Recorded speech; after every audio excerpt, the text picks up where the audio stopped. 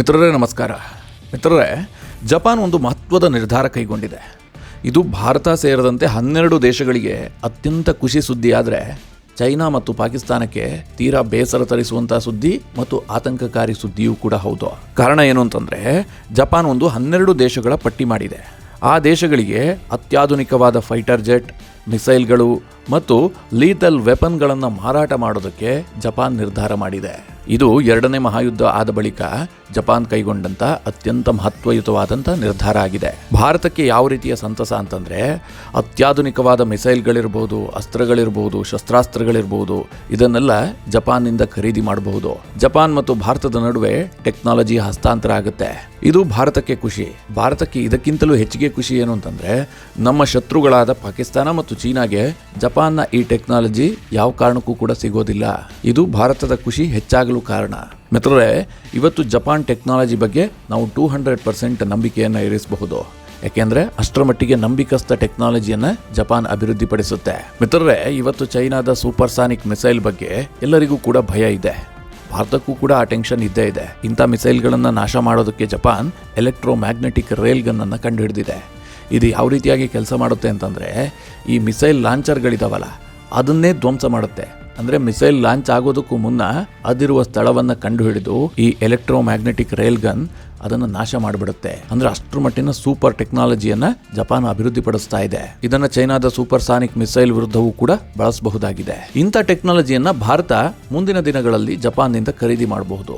ಯಾಕೆಂತಂದರೆ ಜಪಾನ್ 12 ದೇಶಗಳಿಗೆ ಮಾರಾಟ ಮಾಡೋದಕ್ಕೆ ಹೊರಟಿದೆ. ಆ 12 ದೇಶಗಳಲ್ಲಿ ಭಾರತ ಕೂಡ ಇದೆ. ಮಿತ್ರರೇ, 2ನೇ ಮಹಾಯುದ್ಧ ಆದ ಬಳಿಕ ಜಪಾನ್ ಮೇಲೆ ಅನೇಕ ನಿರ್ಬಂಧಗಳನ್ನು ವಿಧಿಸಲಾಗಿತ್ತು. ಜಪಾನ್ ಯಾವ ಕಾರಣಕ್ಕೂ ಕೂಡ ಮಿಲಿಟರಿಯನ್ನು ಅಭಿವೃದ್ಧಿಪಡಿಸಬಾರ್ದು. ಜಪಾನ್ ಯಾವುದೇ ಶಸ್ತ್ರಾಸ್ತ್ರವನ್ನು ಅಭಿವೃದ್ಧಿಪಡಿಸಿ ಬೇರೆಯವರಿಗೆ ಮಾರಾಟ ಮಾಡಬಾರ್ದು. ಸೈನಿಕವಾಗಿ ಜಪಾನ್ ಯಾವುದೇ ನಿರ್ಧಾರ ಕೈಗೊಳ್ಳಬಾರ್ದು ಅಂತ ಅಮೆರಿಕ, UK ಸೇರಿದಂತೆ ಹಲವಾರು ದೇಶಗಳು ಜಪಾನ್ ಮೇಲೆ ನಿರ್ಬಂಧ ವಿಧಿಸಿದ್ವು. ಹೀಗಾಗಿ ಜಪಾನ್ ಒಂಥರ ಅಮೆರಿಕದ ದಾಸ್ಯದಲ್ಲಿದ್ದಂತೆ ಇತ್ತು. ಅಮೆರಿಕದ ಸೇನೆಯ ಜೊತೆಗೆ ಒಪ್ಪಂದ ಮಾಡಿಕೊಳ್ಳಲಾಗಿತ್ತು. ಅಮೆರಿಕದ ಶಸ್ತ್ರಾಸ್ತ್ರಗಳನ್ನೇ ಜಪಾನ್ ಖರೀದಿ ಮಾಡ್ತಾ ಇತ್ತು. ಸೆಲ್ಫ್ ಡಿಫೆನ್ಸ್ ಬಿಟ್ಟರೆ ಜಪಾನ್ ಏನು ಮಾಡೋದಕ್ಕೆ ಸಾಧ್ಯ ಆಗಿರಲಿಲ್ಲ. ಅಂತಹ ಒಂದು ಸ್ಥಿತಿಗೆ ತಂದಿಡಲಾಗಿತ್ತು. ಆದರೆ ಜಪಾನ್ ಹಂತ ಹಂತವಾಗಿ ಈ ನಿರ್ಬಂಧಗಳಿಂದ ಹೊರಗೆ ಬರ್ತಾ ಇದೆ. ಕಾರಣ ಏನು ಅಂತಂದರೆ, ಜಪಾನ್ಗೆ ಹೊಸ ಶತ್ರುಗಳು ಹುಟ್ಟುಕೊಳ್ತಾ ಇದ್ದಾರೆ.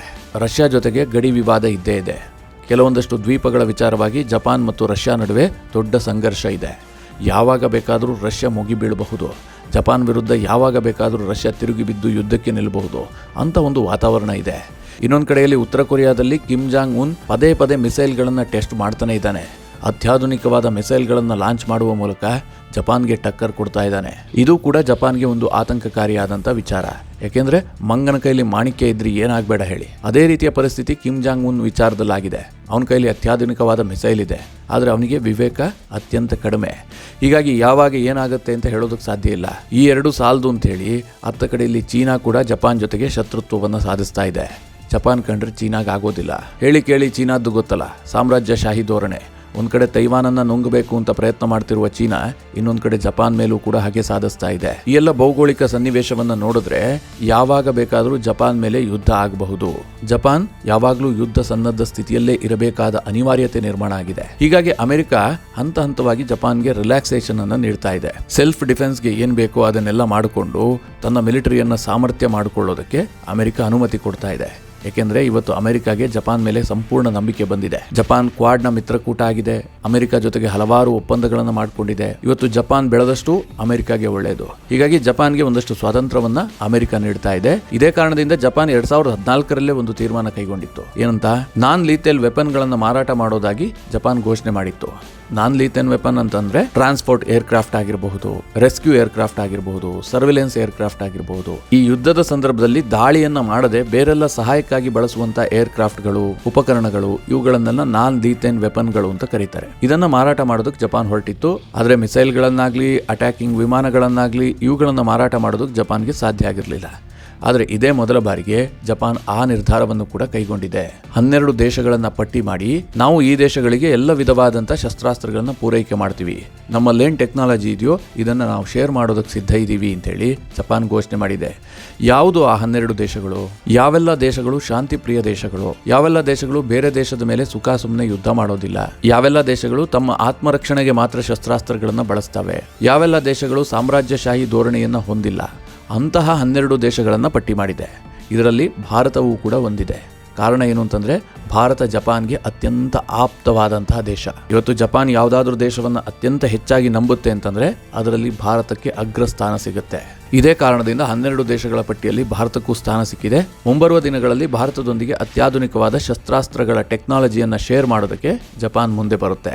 ಮಿತ್ರರೇ, ಜಪಾನ್ ಈ ರೀತಿಯ ನಿರ್ಧಾರ ಮಾಡಿರೋದ್ರಿಂದ ಭಾರತಕ್ಕೆ ಹೇಗೆ ಹೆಲ್ಪ್ ಆಗುತ್ತೆ, ಭಾರತಕ್ಕೆ ಎಂತೆಂಥ ಅಸ್ತ್ರಗಳು ಸಿಗಬಹುದು, ಈ ಎಲ್ಲ ಪ್ರಶ್ನೆ ಬರುತ್ತೆ ಅಲ್ವಾ. ಮಿತ್ರರೇ, ಸಣ್ಣದಾಗಿ ನಿಮಗೊಂದು ಉದಾಹರಣೆ ಕೊಟ್ಟು ಬಿಡ್ತೀನಿ. ಜಪಾನ್ ಎಂತಹ ಒಂದು ಶಸ್ತ್ರಾಸ್ತ್ರವನ್ನ ಅಭಿವೃದ್ಧಿ ಮಾಡೋದು ಹೊರಟಿದೆ ಅಂತ. ನಾನು ಆಗ್ಲೇ ಹೇಳಿದೆ, ಒಂದು ರೈಲ್ ಗನ್ ಅನ್ನ ಜಪಾನ್ ಅಭಿವೃದ್ಧಿ ಪಡಿಸ್ತಾ ಇದೆ. ಇದು ಎಷ್ಟು ಉಪಯೋಗಕಾರಿ ಅನ್ನೋದನ್ನು ನಿಮಗೆ ತಿಳಿಸಿದ್ದೆ. ಇದರ ಜೊತೆಗೆ ಮಿತ್ರರೇ, ಜಪಾನ್ ಒಂದು ಅತ್ಯಾಧುನಿಕವಾದ ಅಟ್ಯಾಕಿಂಗ್ ವಿಮಾನವನ್ನು ತಯಾರು ಮಾಡೋದು ಹೊರಟಿದೆ. ಇದು ಅಮೆರಿಕ ಮತ್ತೆ ಇಂಗ್ಲೆಂಡ್ ಜೊತೆಗೆ ಸೇರ್ಕೊಂಡು ಜಪಾನ್ ಮಾಡೋದು ಹೊರಟಿರುವಂತಹ ಒಂದು ಅಟ್ಯಾಕಿಂಗ್ ವಿಮಾನ. ಮಿತ್ರರೇ, ಇವತ್ತು ಅಮೆರಿಕ ಬಳಿಯಲ್ಲಿ F-35 ಮತ್ತು F-22 ರಾಫ್ಟರ್ ಅನ್ನುವಂತಹ ಫೈಟರ್ ಜೆಟ್ಗಳಿದ್ದಾವೆ. ಇದರಲ್ಲಿ F-22 ಇದೆಯಲ್ಲ, ಇದು ಈ ವಿಶ್ವದಲ್ಲಿರುವಂಥ ಅತ್ಯಾಧುನಿಕವಾದಂಥ ಫೈಟರ್ ಜೆಟ್. ಇದನ್ನು ತಡೆದು ನಿಲ್ಲಿಸುವಂಥ ಇನ್ನೊಂದು ವಿಮಾನ ಇಲ್ಲವೇ ಇಲ್ಲ ಅಂತ ಅಮೆರಿಕ ಕ್ಲೈಮ್ ಮಾಡಿಕೊಳ್ಳುತ್ತೆ. ಅಮೆರಿಕ ಹೇಳ್ತಿರೋದು, ಬೇರೆ ಯಾರು ಹೇಳ್ತಿರೋದಲ್ಲ. ಅಂದರೆ ಅಷ್ಟು ಸಾಮರ್ಥ್ಯವಾದಂಥ ವಿಮಾನ ಅಂತ. ಹೀಗಾಗಿ ಈ F-22 ಅನ್ನು ಯಾರಿಗೂ ಅಮೆರಿಕ ಮಾರಾಟ ಮಾಡ್ತಾ ಇಲ್ಲ. ಅದೇ F-32 ಅನ್ನು ಮಾರಾಟ ಮಾಡ್ತಾ ಇದೆ. ಈಗ ಜಪಾನ್ ಬಳಿಯಲ್ಲೂ ಕೂಡ F-35 ಇದೆ. ಆದರೆ F-22 ರಾಫ್ಟರ್ ಯಾರಿಗೂ ಕೂಡ ಕೊಡೋದಿಲ್ಲ. ಯಾಕಂದರೆ ಅಮೆರಿಕ ಏನು ನಂಬಿದೆ, ನಮ್ಮ ಹತ್ರ ಇರುವಂಥ ಅಲ್ಟಿಮೇಟ್ ಟೆಕ್ನಾಲಜಿಯ ವಿಮಾನ ಇದು. ಜಗತ್ತಲ್ಲಿ ಯಾರ ಬಳಿಯಲ್ಲೂ ಕೂಡ ಇಂಥ ವಿಮಾನ ಇಲ್ಲ. ಹೀಗಾಗಿ ಇದು ಎಕ್ಸ್ಕ್ಲೂಸಿವ್ ಆಗಿ ನಮ್ಮ ಬಳಿಯಲ್ಲಿ ಮಾತ್ರ ಇರಬೇಕು ಅಂತ ಅಮೆರಿಕದ ನಿರ್ಧಾರ. ಜಪಾನ್ ಇದನ್ನು ಕೇಳಿದ್ರೂ ಕೂಡ ಅಮೆರಿಕ ಇದನ್ನು ಮಾರಾಟ ಮಾಡಿಲ್ಲ. ಆದರೆ ಜಪಾನ್ಗೆ ಇದು ಬೇಕು ಅಂತ ಅನಿಸ್ತಾ ಇದೆ. ಕೇವಲ ಇದು ಮಾತ್ರ ಅಲ್ಲ, ಇದಕ್ಕೂ ಮಿಗಿಲಾದಂಥ ಒಂದು ಟೆಕ್ನಾಲಜಿ ಬೇಕು ಅಂತ ಜಪಾನ್ ನಂಬಿದೆ. ಕಾರಣ ಏನು ಅಂತಂದ್ರೆ ಚೈನಾ, ರಷ್ಯಾ ಮತ್ತು ಉತ್ತರ ಕೊರಿಯಾದ ಥ್ರೆಟ್. ಈ ಕಾರಣದಿಂದಾಗಿ ನಮಗೆ F-22ಗೂ ಮಿಗಿಲಾದ ಟೆಕ್ನಾಲಜಿಯ ವಿಮಾನ ಬೇಕು ಅನ್ನೋದು ಜಪಾನ್ನ ಬಯಕೆ. ಅದಕ್ಕೆ ಅವರೊಂದು ಪ್ಲಾನ್ ಮಾಡಿದ್ದಾರೆ. ಈಗ F-35 ಅನ್ನ ಜಪಾನ್ಗೆ ಈಗಾಗಲೇ ಕೊಟ್ಟಿದೆ ಅಮೆರಿಕ. F-35 ಜಪಾನ್ನ ಸೇನೆಯಲ್ಲಿದೆ. ಆದರೆ ಅದರಲ್ಲಿ ಒಂದು ಕೊರತೆ ಇದೆ. ಏನು ಅಂತಂದ್ರೆ ಅದು ಅತಿ ಹೆಚ್ಚಿನ ಸಂಖ್ಯೆಯಲ್ಲಿ ಮಿಸೈಲ್ಗಳನ್ನು ಹೊತ್ತೊಯ್ಯೋದಕ್ಕೆ ಸಾಧ್ಯ ಆಗೋದಿಲ್ಲ. ಯುದ್ಧ ಆದಂತಹ ಸಂದರ್ಭದಲ್ಲಿ ಒಂದು ಫೈಟರ್ ಜೆಟ್ ಅತಿ ಹೆಚ್ಚಿನ ಸಂಖ್ಯೆಯಲ್ಲಿ ಮಿಸೈಲ್ಗಳನ್ನು ಲಾಂಚ್ ಮಾಡುವ ಕೆಪಾಸಿಟಿ ಇರಬೇಕು. ಆದರೆ F-35ಗೆ ಅಷ್ಟೊಂದು ಕೆಪಾಸಿಟಿ ಇಲ್ಲ. ಆ ಕೆಪಾಸಿಟಿ F-22 ರಾಫ್ಟರ್ ನಲ್ಲಿದೆ. ಜಪಾನ್ ಏನ್ ಮಾಡೋದಕ್ಕೆ ಹೊರಟಿದೆ ಅಂತಂದ್ರೆ F-35 ಇರುವಂತಹ ರೆಡಾರ್ ಇರ್ಬೋದು, ಸೆನ್ಸಾರ್ ಇರ್ಬೋದು, ಇದು ಅಲ್ಟಿಮೇಟ್ ಆಗಿದೆ. ಅದಕ್ಕೆ ಸರಿಸಾಟಿಯಾಗಿ ಇನ್ನೊಂದಿಲ್ಲ. ಆ ರೆಡಾರು, ಸೆನ್ಸಾರ್ಗಳನ್ನು ಹಾಗೆ ಉಳಿಸ್ಕೊಳ್ಳೋದು. ಆದರೆ F-22 ಅಲ್ಲಿರುವಂಥ ಮಿಸೈಲ್ ಲಾಂಚಿಂಗ್ ಕೆಪಾಸಿಟಿ ಏನಿದೆ ಇದನ್ನು ಕೂಡ ಬಳಸ್ಕೊಳ್ಳೋದು. ಈ ಎರಡನ್ನ ಮಿಕ್ಸ್ ಮಾಡಿ ಹೊಸ ಒಂದು ಯುದ್ಧ ವಿಮಾನವನ್ನು ತಯಾರು ಮಾಡೋದು. ಅಂದ್ರೆ ಹೈಬ್ರಿಡ್ ವರ್ಷನ್ ಅನ್ನು ತರೋದಕ್ಕೆ ಜಪಾನ್ ಹೊರಟಿದೆ. ಇದಕ್ಕೆ ಅಮೆರಿಕ ಮತ್ತು ಇಂಗ್ಲೆಂಡ್ನ ಸಹಾಯವನ್ನು ಕೂಡ ಕೇಳಿದೆ. ಅಮೆರಿಕ, ಜಪಾನ್, ಇಂಗ್ಲೆಂಡ್ ಸೇರ್ಕೊಂಡು ಇಂತಹದೊಂದು ಟೆಕ್ನಾಲಜಿಯನ್ನು ಡೆವಲಪ್ ಮಾಡ್ತಾ ಇದೆ. ಕೇವಲ ಇದನ್ನ ಡೆವಲಪ್ ಮಾಡ್ತಾ ಇಲ್ಲ ಮಿತ್ರರೇ, ಇದನ್ನ ಈ 12 ದೇಶಗಳಿಗೆ ಮಾರಾಟ ಮಾಡೋಕ್ಕೂ ಕೂಡ ನಿರ್ಧಾರ ಮಾಡಿದೆ. ಈ ವಿಮಾನಗಳನ್ನು ಈ 12 ದೇಶಗಳಲ್ಲಿ ಯಾರೆಲ್ಲ ಬಯಸ್ತಾರೋ ಅವರು ಕೊಳ್ಳಬಹುದಾಗಿದೆ. ಭಾರತಕ್ಕೂ ಕೂಡ ಇಂಥದ್ದೊಂದು ವಿಮಾನದ ಅವಶ್ಯಕತೆ ಇದೆ ಅಂತಂದ್ರೆ ಭಾರತ ಕೂಡ ಈ ಫೈಟರ್ ಜೆಟ್ ಅನ್ನು ಖರೀದಿ ಮಾಡಬಹುದು. ಆಗ ವಿಶ್ವದಲ್ಲಿರುವಂಥ ಅತ್ಯಂತ ಹೈಬ್ರಿಡ್ ಟೆಕ್ನಾಲಜಿಯ ವಿಮಾನ ಭಾರತದ ಪಾಲಿಗೆ ಬರುತ್ತೆ. ಹೀಗಾಗಿ ಮಿತ್ರರೇ, ಜಪಾನ್ ಏನು 12 ದೇಶಗಳ ಪಟ್ಟಿ ಮಾಡಿದೆ, ಈ 12 ದೇಶಗಳಿಗೆ ಮುಂಬರುವ ದಿನಗಳಲ್ಲಿ ಸೇನಾ ವಿಚಾರವಾಗಿ ಅತ್ಯಂತ ಅನುಕೂಲಕರವಾದಂಥ ವಾತಾವರಣ ನಿರ್ಮಾಣ ಆಗಲಿದೆ. ಅತ್ಯಾಧುನಿಕವಾದ ಟೆಕ್ನಾಲಜಿಯನ್ನು ಬೈ ಮಾಡೋದಕ್ಕೆ ಅವಕಾಶ ಸಿಗಲಿದೆ. ಮಿತ್ರರೇ, ಜಪಾನ್ ಮತ್ತು ಭಾರತದ ಸಂಬಂಧ ಅತ್ಯಂತ ಸುಂದರವಾಗಿರುವಂಥ ಸಂಬಂಧ. ಯಾವುದೇ ವಿಚಾರದಲ್ಲೂ ಕೂಡ ಜಪಾನ್ ಭಾರತವನ್ನು ಬಿಟ್ಟುಕೊಡೋದಿಲ್ಲ. ಭಾರತದ ಬೆಂಬಲಕ್ಕೆ ಸದಾ ನಿಂತಿರುತ್ತೆ.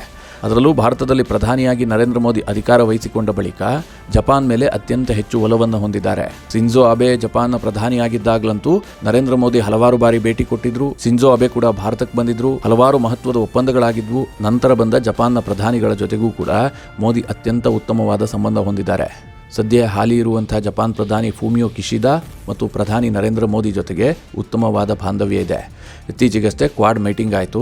ಈ ವೇಳೆ ಭಾರತ ಮತ್ತು ಜಪಾನ್ ನಡುವೆ ಮಹತ್ವಯುತವಾದ ಮಾತುಕತೆ ನಡೀತು. ಈ ವೇಳೆ ಫೂಮಿಯೋ ಕಿಶಿದಾ ಹೇಳಿದ್ದೇನು ಅಂತಂದ್ರೆ, ಸದ್ಯ ಈಗ ಶ್ರೀಲಂಕಾದಲ್ಲಿ ಒಂದು ಕ್ರೈಸಿಸ್ ಇದೆ. ಆರ್ಥಿಕವಾಗಿ ಶ್ರೀಲಂಕಾ ದಿವಾಳಿಯಾಗಿದೆ. ಅಲ್ಲಿನ ಪರಿಸ್ಥಿತಿ ಸರಿಯಿಲ್ಲ. ಹೀಗಾಗಿ ನಾವು ಭಾರತದ ಜೊತೆಗೆ ಸೇರಿಕೊಂಡು ಶ್ರೀಲಂಕಾಗೆ ಹೆಲ್ಪ್ ಮಾಡ್ತೀವಿ. ಶ್ರೀಲಂಕಾವನ್ನ ಈ ಸಂಕಷ್ಟದ ಸ್ಥಿತಿಯಿಂದ ಹೊರತರಲು ಭಾರತದ ಜೊತೆಗೆ ಸೇರಿಕೊಂಡು ನಾವು ಕೆಲಸ ಮಾಡ್ತೀವಿ ಅಂತೇಳಿ ಫೂಮಿಯೋ ಕಿಶಿದಾ ಹೇಳಿಕೆ ಬಿಡುಗಡೆ ಮಾಡಿದ್ರು. ಇದರಿಂದ ಏನಾಗುತ್ತೆ ಅಂತಂದ್ರೆ ಭಾರತಕ್ಕೆ ಹೆಚ್ಚಿನ ಲಾಭ ಆಗುತ್ತೆ. ಮುಂಬರುವ ದಿನಗಳಲ್ಲಿ ಶ್ರೀಲಂಕಾ ಭಾರತದ ಮೇಲೆ ಹೆಚ್ಚು ಡಿಪೆಂಡೆಂಟ್ ಆಗುತ್ತೆ. ಶ್ರೀಲಂಕಾದಲ್ಲಿ ಚೀನಾದ ಹಸ್ತಕ್ಷೇಪ ಸ್ವಲ್ಪ ಕಡಿಮೆ ಆಗುತ್ತೆ. ಅಂದ್ರೆ ಮಿತ್ರರೇ, ಭಾರತಕ್ಕೆ ಏನೇನು ಒಳ್ಳೆಯದಾಗುತ್ತೋ ಅದೆಲ್ಲ ಕೆಲಸವನ್ನ ಜಪಾನ್ ಮಾಡುತ್ತೆ. ಸದ್ಯ ಈಗ 12 ದೇಶಗಳ ಪಟ್ಟಿಯಲ್ಲಿ ಭಾರತಕ್ಕೂ ಸ್ಥಾನ ಕೊಟ್ಟಿದೆ. ಮುಂಬರುವ ದಿನಗಳಲ್ಲಿ ಭಾರತಕ್ಕೂ ಕೂಡ ಮಿಲಿಟರಿಯ ಅತ್ಯಾಧುನಿಕವಾದ ಟೆಕ್ನಾಲಜಿಯ ಹಸ್ತಾಂತರಕ್ಕೆ ಜಪಾನ್ ಮುಂದೆ ಬಂದಿದೆ. ಮಿತ್ರರೇ, ನಿಮಗೆ ಈ ಮಾಹಿತಿ ಇಷ್ಟವಾದರೆ ಲೈಕ್ ಮಾಡಿ, ಸಲಹೆಗಳಿದ್ರೆ ಕಮೆಂಟ್ ಮಾಡಿ. ಹಾಗೆ ನೀವಿನ್ನೂ ನಿಮ್ಮ ನೆಚ್ಚಿನ ಸಂಸ್ಕಾರ ಸೌರಭ ಯೂಟ್ಯೂಬ್ ಚಾನಲ್ನ ಸಬ್ಸ್ಕ್ರೈಬ್ ಮಾಡಿಲ್ಲ ಅಂತಾದರೆ ಈ ಕೂಡಲೇ ಸಬ್ಸ್ಕ್ರೈಬ್ ಮಾಡಿ. ಹಾಗೆ ಮುಂದಿನ ಎಲ್ಲ ಅಪ್ಡೇಟ್ಗಳ ನೋಟಿಫಿಕೇಷನ್ಗಾಗಿ ಬೆಲ್ ಐಕಾನ್ ಒತ್ತಿ.